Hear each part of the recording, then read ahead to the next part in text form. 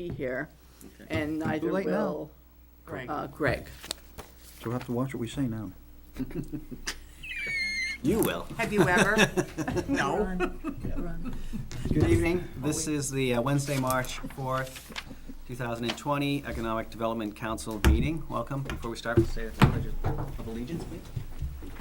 I pledge allegiance to the flag of the United States of America To and to the republic for which it stands, one nation, under God, indivisible, with liberty and justice for all. Thank you. And before we start, if we could just go around and say who's here. Joanne Duffy, Planning and Economic Development Director. Tim Redmond, Planning Board Representative. Chet Bowen, Select Board Rep. Gayla Breck, Member and Recording Secretary. Andrew Carteret, Chair. Bonnie Gaven, member. Mark Stevens, member. Okay. So, first item on the agenda is the review of the minutes, corrections, acceptance, and approval. I move to accept the minutes of February 5th. 2020. Yep, second. Okay. Second, any discussion? All in favor? Aye. Aye. Okay. I abstain, I wasn't here. I was. Okay, recommended appointments. So are we going to discuss this first and then do voting at the end? Yeah, Is the I can idea? go through it really quickly. Okay. So Gregory expressed an interest about a meeting or 2 meetings ago about being the new chair. He does need reappointment, so I need to get a letter from him saying that he wants to be reappointed before. Well, you don't have to do it before. I mean, he's still on the board right now. But just for his own information, I need to get him a letter, get a letter from him asking that he wants to be reappointed. Because the selectmen appoint this board. I'm sure you're all What aware term of length would that be? What term length does that become? 3 years. I think. It's a 3-year term Okay. and it expires All right. this month. So can we vote on him today? His term has not expired yet. No, you can vote to recommend reappointment. We could also vote for the chair pending approval by the Board of Selectmen. Yep. Okay. Yeah, All right. okay. I guess I wasn't clear on my question. How long is his appointment for chair if he is going Oh, to be just chair? 1 year. Thank Yeah. you. That was Sorry. No, that's all right. Okay. So Andy is expressed an interest in not being reappointed. Correct. Steve Langley is still a member until 2021. Bonnie is still on the board until 2022. Mark's term expires in 2022, but he would like to change to an alternate position, and we do have an alternate opening currently. And then Gail is on the board until 2021. And then the other vacant alternate position, which was going to go to Ellen could go into the Andy's former position. Mark's former position, which would then be a new appointment for 3 years. And then I also found out from Derek that Chet, Tim, and myself, well, Chet is representing the select board. That's a 1-year appointment that they would do each year. And the planning board has appointed Tim as the member, which they would take that up again as a reappointment. And and those two do have voting rights. And I have voting rights as well, which I had no idea. Hey, hey there. Great. Weird. That helps with I the think quorum we- issue. Sure does. I think because I'm the admin's rep. Okay. So that's how that works out. So I did receive the letter from Mark, which you all have a copy of, but I've yet to receive the letter from Greg, which I'm sure I could get, right away, as soon as I contact him and remind him. And Ellen is just sort of waiting off in the sidelines until her appointment is officially submitted to go through. So I have a question. So Andy, if he decides to vacate, that position becomes available, so might put Ellen in there. If Mark goes to alternate, that leaves a full member Right. Right. available, correct? And one and alternate. one alternate, yeah. Okay, I just want to make sure we were clear on that. Two more, so we need two more members more out members, there, yes. if anyone's watching. Yes. So my next question would be, everyone's been here right along. What happens to Charlie's position? Is that also another spot that's open at this point? Charlie Tentis? Charlie's, With chair, No, he was already a member. right. So Charlie vacated a full member's position, which That's means right. you still have another full member's I- position Charlie- available. left, I believe Charlie left before his term was over, but I'd have to check that But he was a one. full member.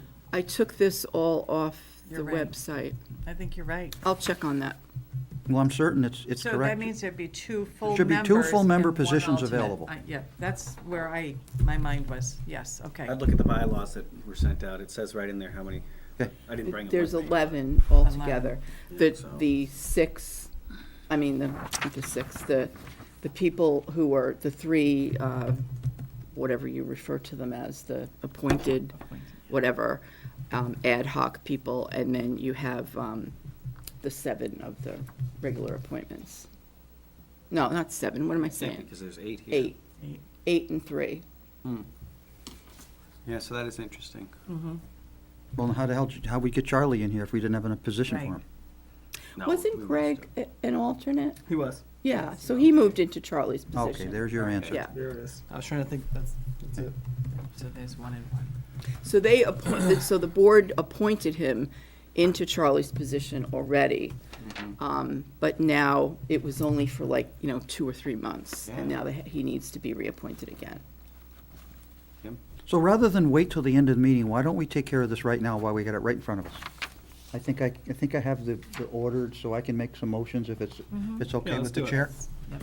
Okay, the first thing, I'd like to accept Andrew's resignation and thank him for the time he served on the board. He's been a tremendous asset to this council, and you're going to be missed. So thank you, Andrew. Thank you. Okay, so I'd like to make a motion to recommend to the Board of Selectmen the reappointment of Ellen Vermkowitz and Gregory Rodriguez to be appointed for a 3-year term each. It's full members. No, they have to be reappointed first. No, it would All be members. to a, that's how you'd have to That'd be the recommend. next motion. Oh, You have to okay. handle them one at a time to be correct. So the first motion is to recommend to the Board of Selectmen that Ellen Vermkowitz and Gregory Rodriguez be reappointed for a 3-year term each to the Economic Development Council. Second, Want to vote on that? Any discussion? All in favor? Say Aye. Aye. I'd like to make a motion that we place Ellen Vermkowitz into a full member's position pending the Selectmen's approval of her reappointment. second, Any discussion? All in favor? Aye. Can I just correct something? Yep. Ellen has not been appointed yet, so if you could just change the word, instead of saying reappointment to it's appointment. appointed. I'm looking at the thing next to her. So the motion, I'd like to amend my motion, the first motion regarding Ellen Vermkowitz, to be appointed Right. to the Economic Development Council. Second, Vote again? Aye. Yep. Aye. Okay. And the last motion would be pending the Board of Selectmen's approval, I'd like to make a motion that we have Gregory Rodriguez become the new chair of the Economic To Development be a Council. full member, based on the way you structured He that. just needs to be reappointed to his full member seat, and then this That board was the would correct elect motion. him. Yeah, it makes sense. okay. Yep, Okay. fine. So say the motion again. You've got me confused with all these emotions. That, since Gregory is a full member already, Okay. we already made the recommendation that he be reappointed. So I'm making a motion that Gregory Rodriguez become the chair of the Economic Development Council. Is that correct? Once the No. reappointment Pending is done, Pending once the select board Pending Reappointment. Selectmen's Just like the approval. first time, yes, yeah. Okay. Second, All in favor? Any discussion? All in favor? aye. And I guess we don't have to talk about Mark's, because Mark is just stepping down, that's an internal issue, right? Well, he would need to be appointed as an alternate. Okay. So is that a selectman or a council Yes. decision? It's selectmen. All right, Okay. so then. So we don't vote on that. I think we No, have to- because he's changing his position. Do we So- need a motion? Okay. Yes, because you're an Okay. appointed Oh, board, we- they can only do So, that. like, the last motion would be to recommend to the Board of Selectmen to accept Mark Stevens' request to change from a full member to an alternate member on the Economic Development Council. Second. I don't want you to. Discussion? Aye. All in favor? Aye. Aye. Oh, aye, aye, aye. So that leaves, Thank you that leaves for two, making that leaves two full member positions open to be appointed by the Board of no. Selectmen.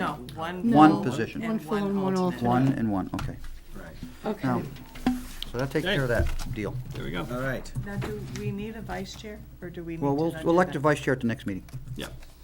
I was gonna- because we have to ask if anybody's interested in being vice chair. And we can do that at a regular meeting. Right? Yep. Oh, yeah, absolutely. Yeah. I just We're all had to- giving Gail the nod over here.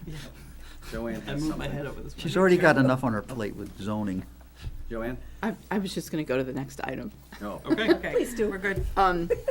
So the business outreach program, I did make contact with Stephen over at UNH. And we are meeting I think it's next Wednesday with Stephen and Jared to start the process. The list is now sort of finalized of what we'll be working off of.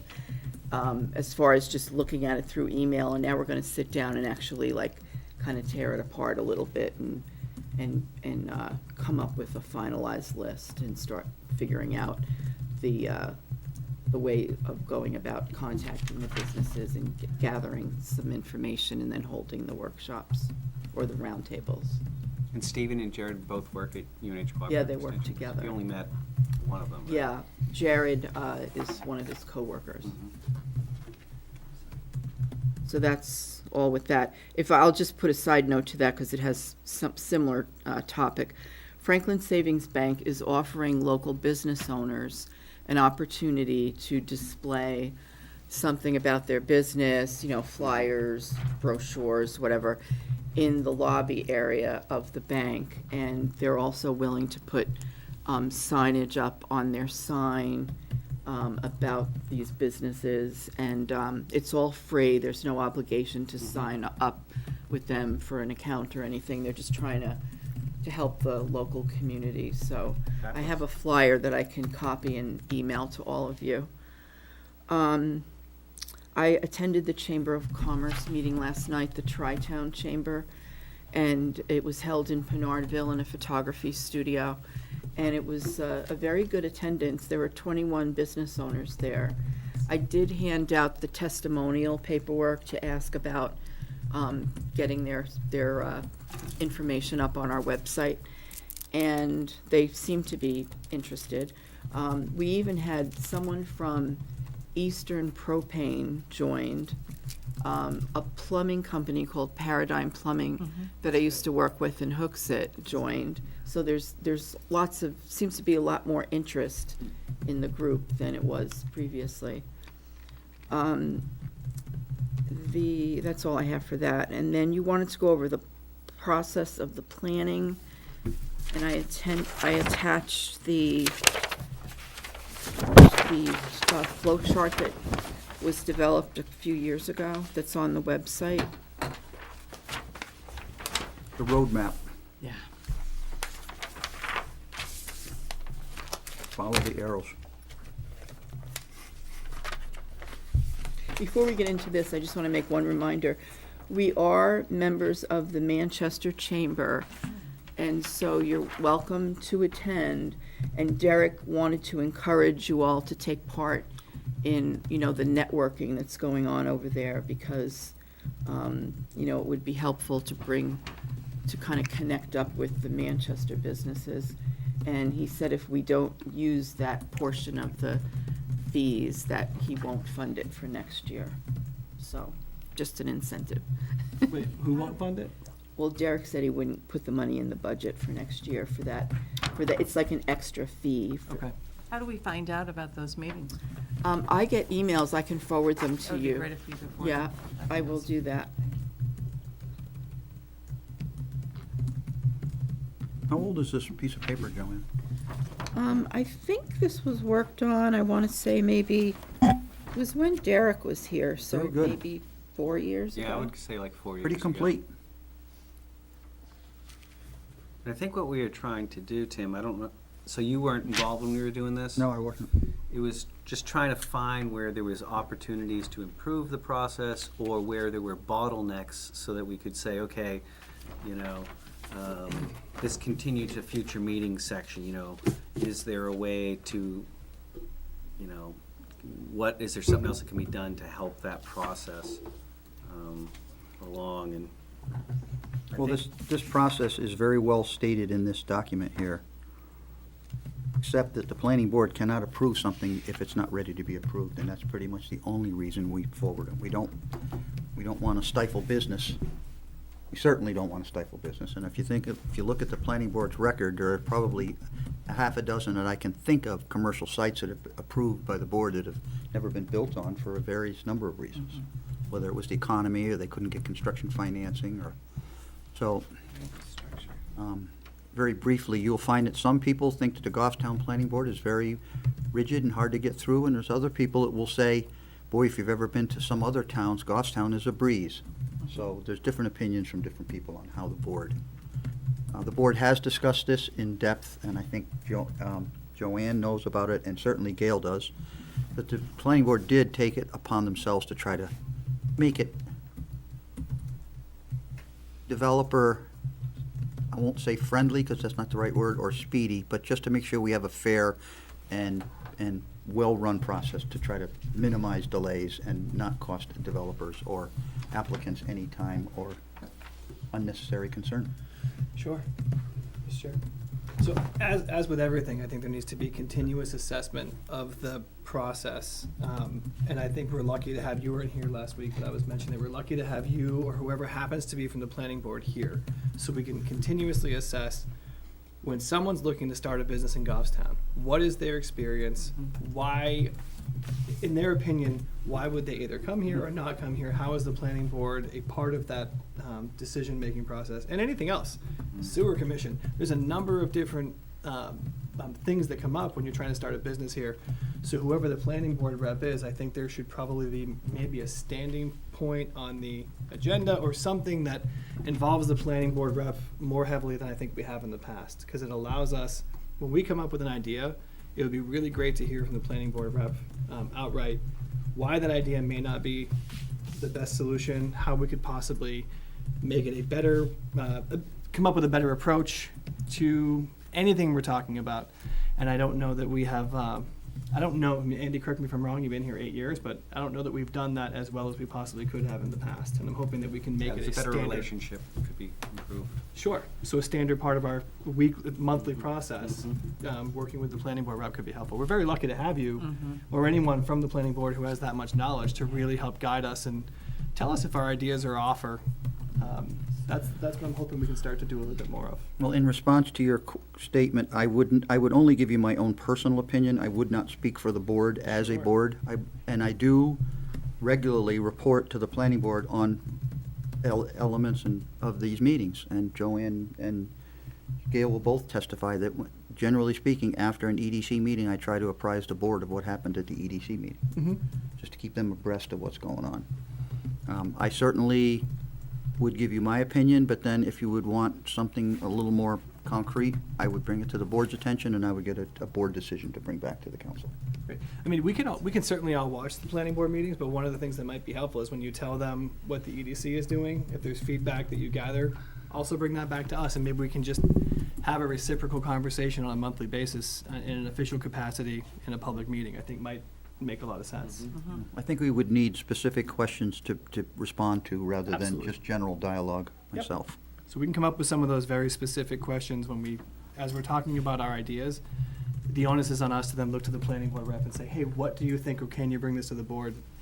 Maybe some more organization around that I think might be helpful. And procedurally, we would have to submit all those questions in writing to Joanne, who would have to include them in the packet for the proper noticing time for the board to have them in their packet. So it's not that it won't get done, it just might not be instant gratification. We will do whatever we need to do to make that happen.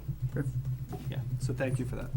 You know, a simple thing is, so we developed this from the economic development point of view, because we were hearing there was, you know, new businesses were struggling, trying to figure out what the process was to go through. And I think a lot of it was on the front end here where, you know, do you know there's a technical review? And, you know, how involved is staff in explaining, you know, are we ombudsman, I think is what you were saying? Or Yeah, that's- as opposed to just saying, here's the paperwork, fill it out. That's when we went and visited, there were a list of businesses that had been approved by the planning board for the past 2 years. Right. And we had a committee from this committee where we went and visited with, usually it was the two people together, and they would interview and say, you know, what troubles did you have? What obstacles did you face?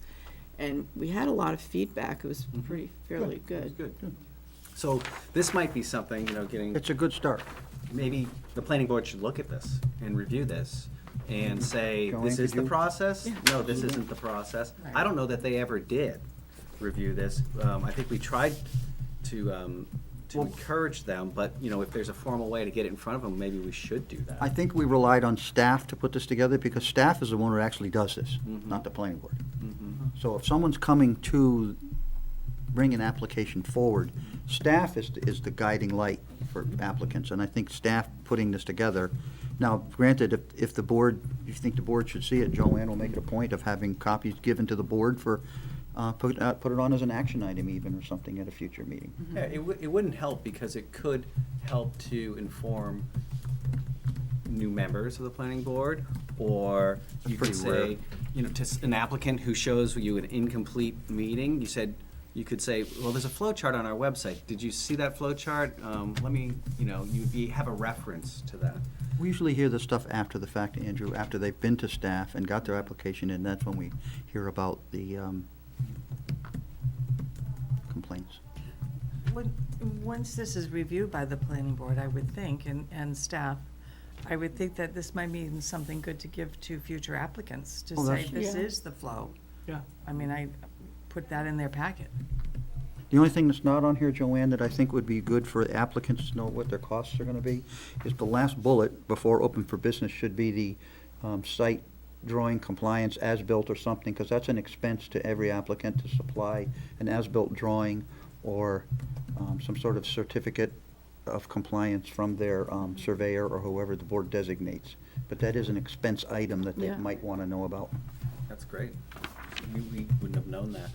And then, Tim, you brought another thing about, you know, how do we close the loop? So you know what's also missing off here is, you know, maybe at the end of this process, it should be on this flow chart that there's a survey sent to that business owner. Sure.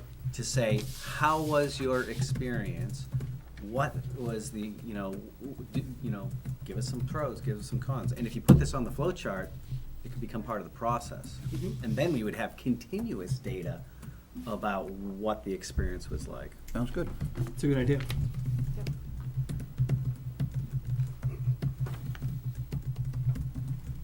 Okay.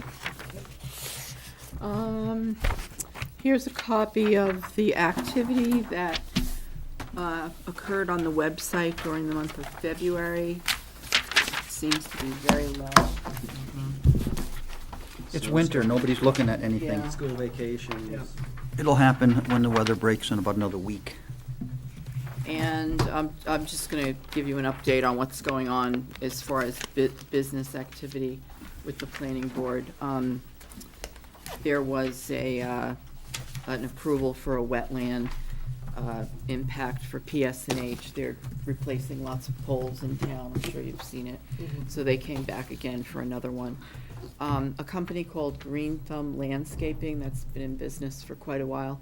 They're located on Wallace Road. They're looking at taking the house that's sort of diagonally across from the Irving Station on Mast Road. It's on the right-hand side where maybe a year ago, a Dunkin' Donuts was proposed. At least It's a blue two. house. And putting in a retail garden center.